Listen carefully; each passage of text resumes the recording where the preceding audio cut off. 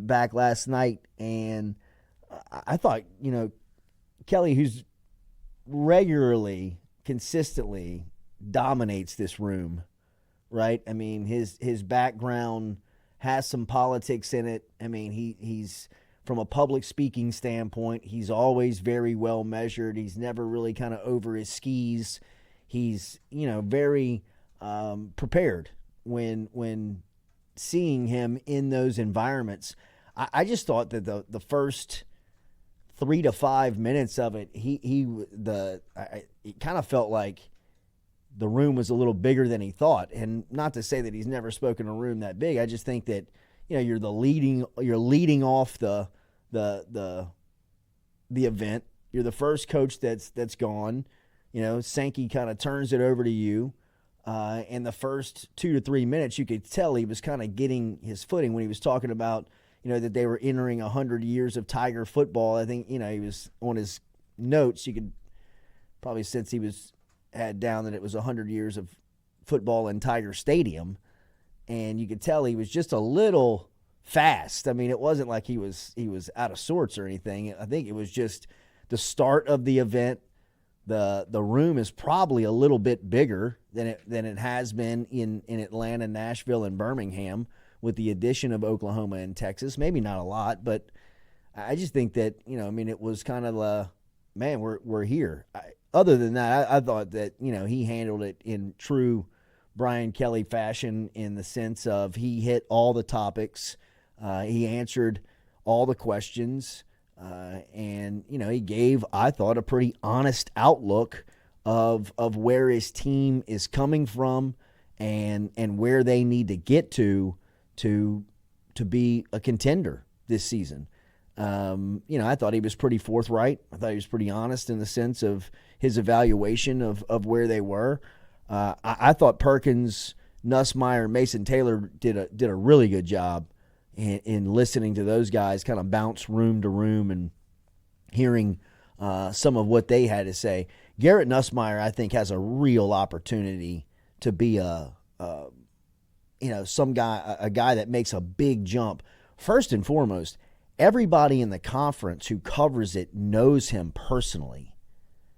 So he's going to have if nothing else, he's going to have the direct line to the mouthpieces of college football. I mean, he was in the locker room with Chris Doering and Florida. They know each other personally because Nussmeier was on the Florida staff for a while, so he was in Gainesville.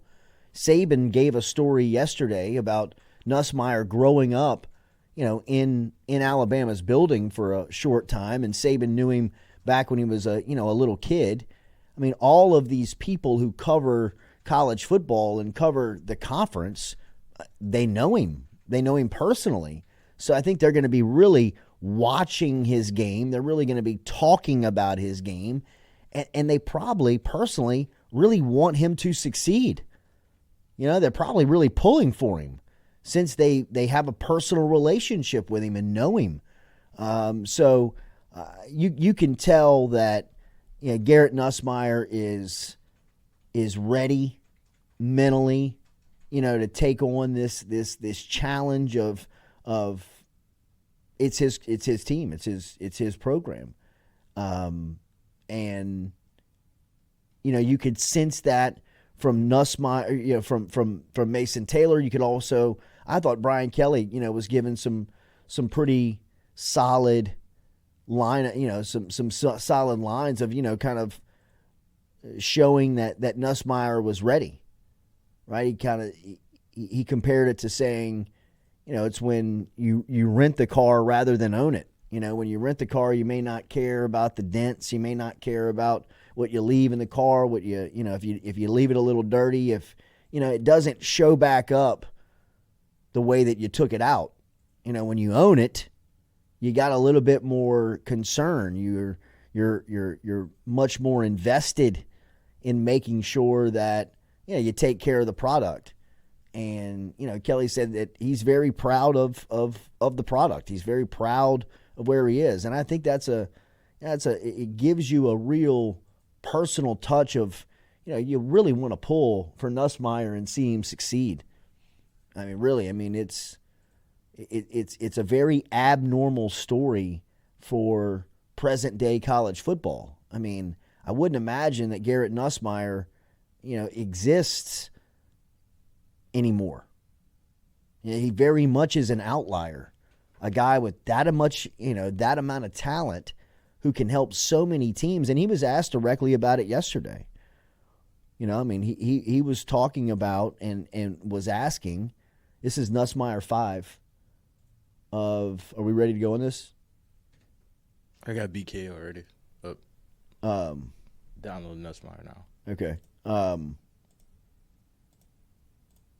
But we'll let you hear from Nussmeier on what he had to say. I thought he handled, he handled the moment, he handled the room, he handled everything fantastic. So did so did Perkins, and so did Mason Taylor. It was good to see, and for everybody to see, really kind of Harold Perkins' personality. And as Brian Kelly called it, the guy outside the jersey. I mean, more directly to that, I mean, the guy behind the face mask of, just who he is. But I mean, like you said, I think Nussmeier was really confident. Like, you could tell he's taking that that starting quarterback role and ran with it. And even Mason Taylor said, like, Nuss has been a leader. He's been holding everybody accountable during summer workouts. Like, he's taking the keys to the car and, like, he's driving it and taking care of it. So, yeah, no, I thought it was a great analogy. I thought it was easy to understand. Here's some of the highlights of Nuss. Number 5. All right, we got Nussmeier yesterday talking about waiting his turn and being patient. Let's see here. Yeah, I mean, there was obviously temptation. I love playing the game of football. So, obviously I wanted to be playing on Saturdays. But what kept me to stay was I felt like when I was making my decision out of high school where to go to school, I felt like, there was a lot of prayer involved, and God brought me to LSU for a reason. And I did not feel like it was my time and to just pack up and leave. I felt like it was my duty to just keep my head down and trust into His timing and just work. I know God's timing is always right. Sometimes we want things right away, and that's not how it's supposed to be. So, hopefully it'll pay off in the long run. So I would say I just, felt like I had to trust in Him and keep my head down. All right, we got some more from Brian Kelly yesterday. Kelly was talking. Here he was in the main room as he was first introduced to the SEC media and was opening up SEC Media Days. Here he is talking about the 2023 season and reflecting on the career that Jaden Daniels had in his 2 seasons at LSU. Well, I think we feel really good about the transition to Garrett Nussmeier. He's been with us. He knows the offense. He knows the structure. He's been immersed in everything that we've done since we've got here. He's been patient but persistent. So when you're handing off to a quarterback that you have felt all along could lead you to a championship as well, it's probably as comforting as you could be as a head coach when you lose your Heisman Trophy winner, unless you get him back, in turning the keys over to Garrett Nussmeier. So a lot of good vibes around Garrett Nussmeier yesterday in opening SEC Media Days. Here's Harold Perkins. We got a lot from Perkins yesterday, who I thought was fantastic. Here he is, just talking about how he feels playing inside linebacker. I feel good about it. I'm confident in my coaches and my teammates to put me in the right position to be successful and make plays. So, yeah, I'm confident. I love the move. Blake Baker is in town as the defensive coordinator, now calling the shots for LSU. Here he is. Here is Harold Perkins talking about the addition of Coach Baker and what it means so far. I'll probably just say a loving working environment. Coach Baker, a joy to have around the building. he's the DC, but obviously he's my coach. He's my position coach. So my first time meeting him, he came out the practice with some cleats on, and it made me laugh a little bit because, they just speak to the testament of what he is. He coming out here, he wants you to work, but he's putting in the work too. He's not just out here just telling us what to do. He's showing us how to do it. So that's one thing that I love about him. Yeah, I love the fact that Blake Baker is going to be spending every day, every rep with Harold Perkins. You could sense it, around the media and around a lot of the talking heads yesterday. Roman Harper, I thought, was the most vivid about it, when he was breaking down and talking about Harold Perkins and him saying just how frustrating last season was and watching Perkins play out of position. And he really got into the I guess debate of, what's the responsibility of a college football program? Is it to get the player developed for the NFL and put him in the best position where he can succeed at that level? Or is it to develop him in college, prepare him for the NFL, but allow him to help the team, the program the most, even though it might not ideally be his ultimate position where he lands? And, I thought that was a lot of the stuff that, a lot of people around here were talking about last season of just, hey, man, there's no scenario in the world where he should be off the field. There's no down or distance that says take that guy out of the lineup. You got to find a place for him. And if it's not where he projects to be at the next level, well, who cares? Find a spot on where he helps this defense immediately. And I think that's one thing that Blake Baker is going to do, very fast with Perkins, is have him in the ideal situations to make the most plays, right? Just get that playmaker on the field and allow him to play. I am a firm believer of cream rises to the top. The best finds the ceiling, right? Harold Perkins on that field last year, when they finally just said, hey, look, forget it, keep him on the field. He started intercepting passes 25 yards down the field, backpedaling and flipping his hips, guarding a slot receiver. Where whatever the confusion is, let him figure it out while he's playing, not while he's watching. And I think Baker is going to do a great job of really bringing that, bringing that aboard and bringing that mentality to LSU. Here is Mason Taylor talking about the quarterback, Garrett Nussmeier, on what kind of offseason Nussmeier has really kind of ascending into this leadership role. He's had a tremendous offseason. He stepped in as a leader from day one, and he's done a great job of getting our team on the right path. He's done a great job of learning from experiences from Jaden and stuff like that, so he definitely has waited his turn. He's been patient. I think he's fit to have a great year this year. Mason Taylor also plays in a position room at tight end that has become very crowded very quickly with some playmakers. You throw in Trey Green into a room that features Mac Markway, who had a fantastic freshman season. Really and truly, Markway played tremendously in his first year. Kamorian Pimpton, who's coming back, a guy that's making the adjustment to the league, had a really good spring game. And then you throw Green into the room that features Mason Taylor, who Taylor really could work himself into, one of these top flight tight ends this season in college football. That Kelly, Sloan, Hankton are going to use him. They love to use the tight end in their offense. He's going to be featured. And, like we said, he's always made plays for LSU. Here's his evaluation of the tight end room.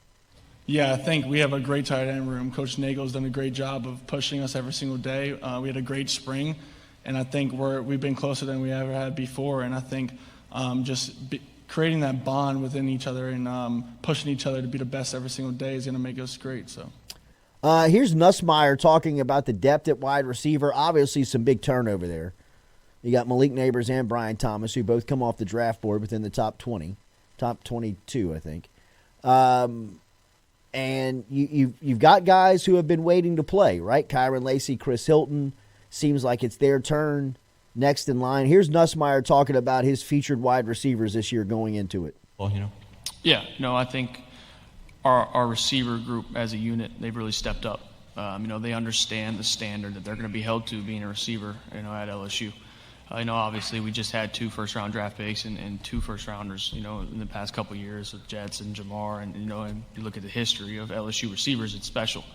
So there's a standard that you're held to, playing receiver at LSU. And I think our entire room and our entire unit, they accept that. And they view it as a challenge. They view it as their opportunity to be that guy now. I think they've all stepped up really, really big this offseason into those shoes. Brian Kelly was asked yesterday about the lack of depth on the defensive line. What's the concern level of that going into the year? Harold. I think if we start with Mason, he's here because I think he's been overshadowed. We had 3 first-round draft picks. And I don't believe, got the kind of notoriety that he really deserves. So I don't know that there's a lot, but I think he's going to be a focus of our offense. And so I think you'll be able to see his ability to inline block, his ability to be spread out and catch the football and really make an impact within our offense. So I don't know that there's more he can do. He's been a great leader for us off the field. Harold Perkins is going to be in a role that allows him to play from tackle to tackle, which he did not play in the box for us. He played outside the box for us last year. He played on the edge of our defense. So you had a choice to run away from him. You had a choice to scheme him. He's going to play in the middle of our defense. And then we'll be able to move him around in situational times. 3rd down, we can move him around. So I think we're going to ask him to do that, and I think he feels really good about that. Garrett Nussmeier is going to be our starting quarterback, so he's going to go from holding a clipboard to being the guy, and I'm really excited about that. So, and he's been a great leader for us. He's been truly somebody that has held every. Brian Kelly yesterday at SEC Media Days speaking in one of the rooms there as he was featured yesterday as the opening act of Southeastern Conference Media Days. Here he is talking about year 3, and this is number 3, Stewie, of Kelly's reign in Baton Rouge, and he's asked directly about this kind of being judgment year for the program, and he was asked directly about it. Well, each stop along the way has had similar, has really the same process in terms of how I've gone about building the program. So this is the most accountable team that I've had. This has got the best leadership that I've had here at LSU. And not because they're better kids, it's just that they've been at this process now for 3 years. There's trust within the ranks. They're trusting each other. They're trusting the coaching. They're trusting what we're doing on a day-to-day basis. So that has generally led to success on the field. Now, all those teams in year 3 have caught the ball, tackled the football, played their best when their best is needed. All those things we haven't done yet. But the similarities are what I've just laid out, is they've been the most accountable, they've been the most trusting, they've had the best leadership, and this team does as well.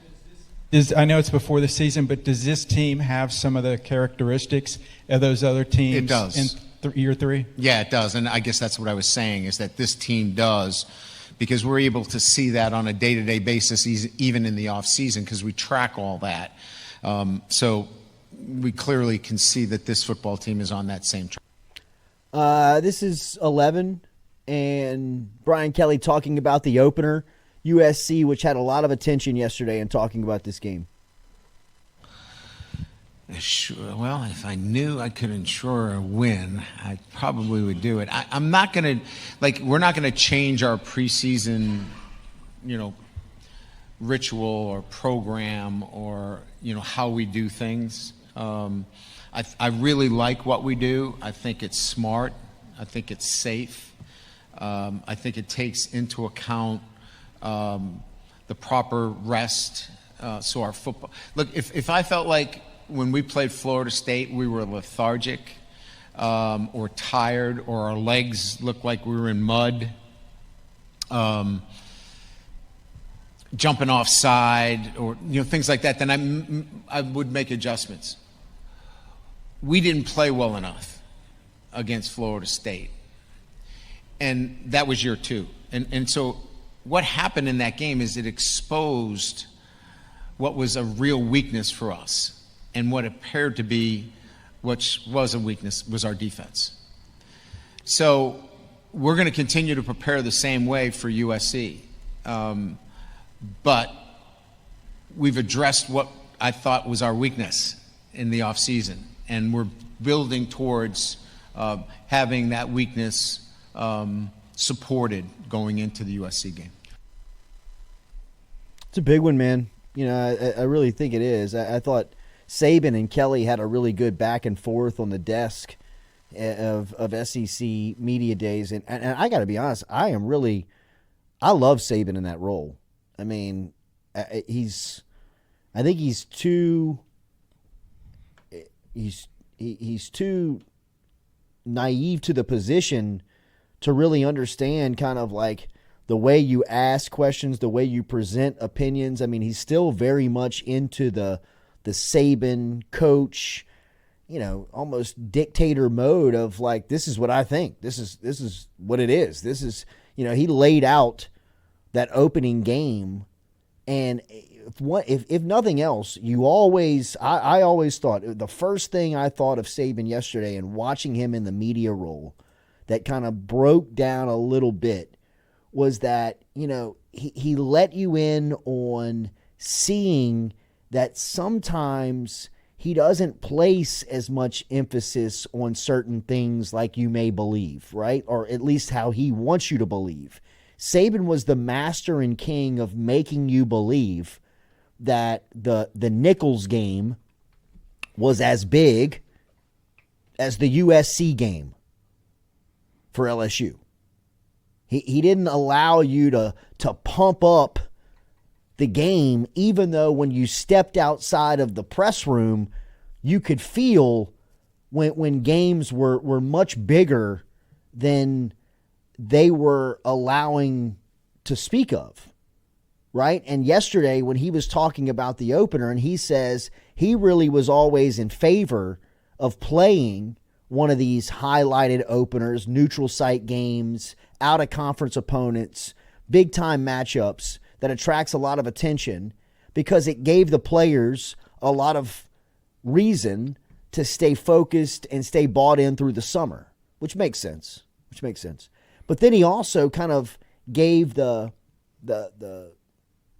other side of the argument and said it's not that big of a deal if you lose it, right? And like to hear Saban say something like that publicly was just a little strange, a little weird, where, I mean, I'm sure behind closed doors, I'm sure in his own thoughts, I'm sure sitting with his trusted people, he's definitely said, like, it's not that big of a deal if we lose, right? Like, I mean, we can overcome it much more easily. And as he said yesterday, sometimes it can be the best thing that happens to you. I mean, you could make that argument in Brian Kelly's opening year that the Florida State loss might have been something that they really needed, to just kind of like, knock the cobwebs around a little bit and wake them up. But Saban, I thought in the media role, I think he's going to be awesome. I thought he was great yesterday. I thought his Texas take was, he was like, look, nobody's coming in this league and running it. You're not just going to step into the SEC and run it because that sure is not going to happen. And, it's not as if he's like some gatekeeper, like he's protecting the wall. But, I mean, I think that was just kind of like some get real, like, I mean. he said that and then projected Texas and Georgia to be in the SEC championship. Well, I think he understands Texas is probably Texas the has second one of the best teams. Yeah, but they're not going to come in here and run the program, and they're not going to run the league. And I mean, I kind of agree with what Paul Feinbaum said about Kirby Smart. He's Nick Saban 4 or 5 years ago. So Texas and Oklahoma coming in the league doesn't change who runs the league right now currently. Like, I still think Georgia is head and shoulders the best team in the league. Texas is right behind them, but Georgia's still going to do what Georgia does. But I'm also interested to see what Kirby has to say about his me too. Latest speeding tickets. Yeah, me too. I think he's gonna get pressed on that. I mean, he's definitely gonna get asked a lot.